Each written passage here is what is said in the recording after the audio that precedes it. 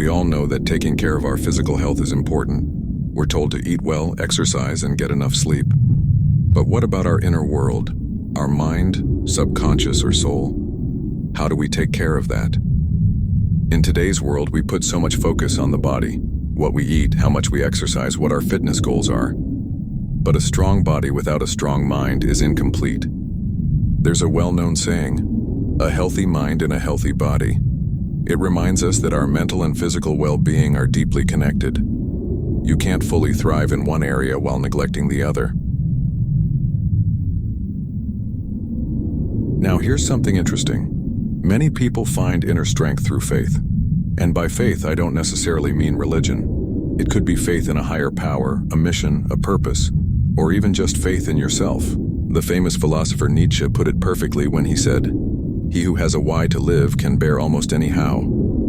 In other words, when you have a purpose, something that drives you, you can push through even the hardest challenges.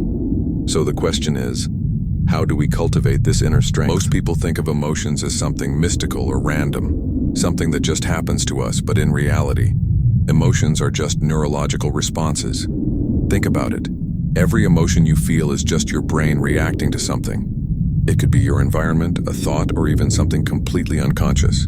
When something happens to you, your brain releases specific chemicals, neurotransmitters, that create the feeling of happiness, sadness, anger, or motivation.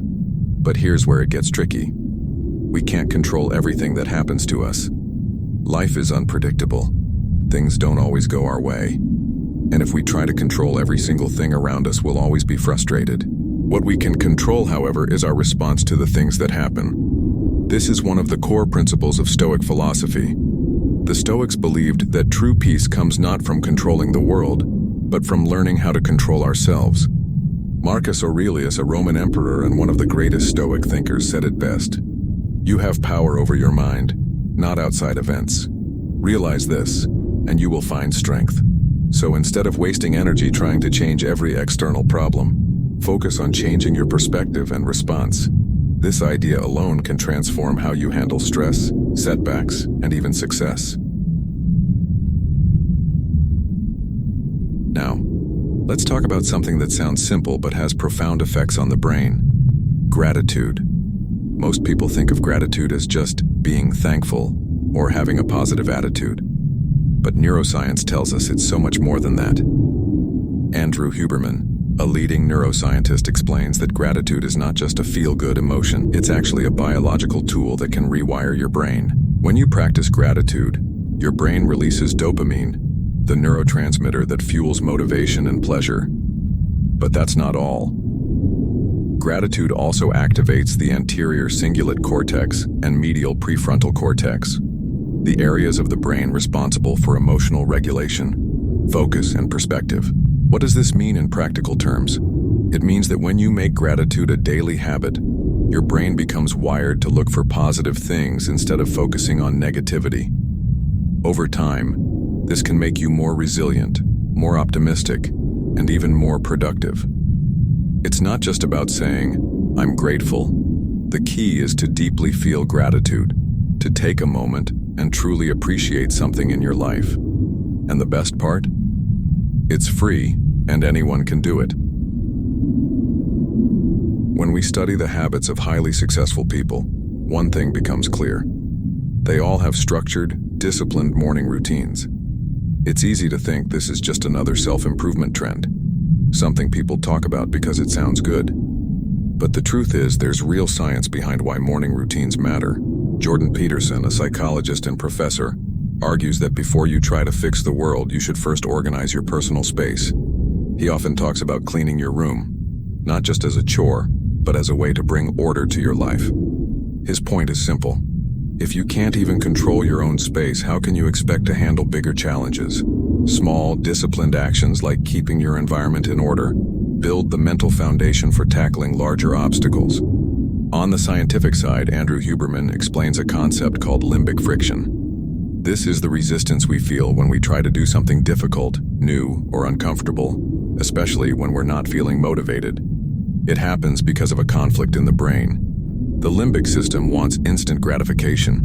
The prefrontal cortex wants long-term success. The more we push through this friction, the easier it becomes. And one of the best ways to train your brain to overcome resistance is to start your day with something challenging.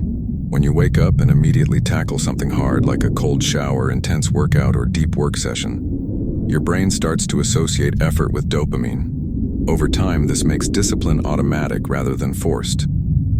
The bottom line: by facing a challenge every morning, you train your brain to see effort as normal, reduce mental resistance, and develop self-discipline effortlessly.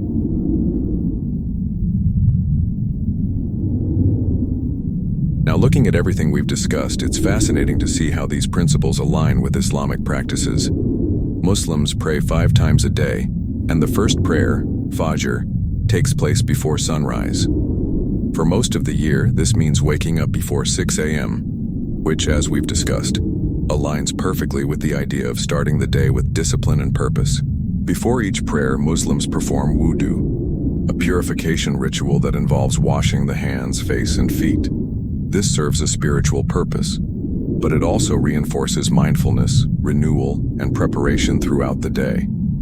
And when they pray, they recite verses expressing gratitude, essentially making prayer a built-in gratitude practice. Modern neuroscience tells us that gratitude enhances well-being, increases resilience, and sharpens focus, something these traditions have known for centuries.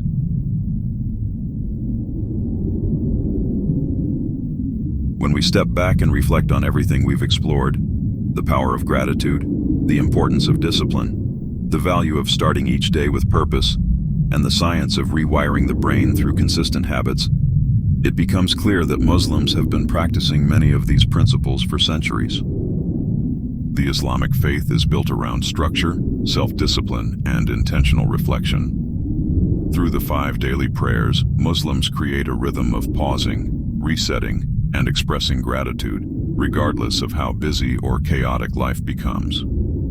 It's a beautiful example of how ancient spiritual wisdom and modern neuroscience converge, reminding us that the path to inner strength isn't something new.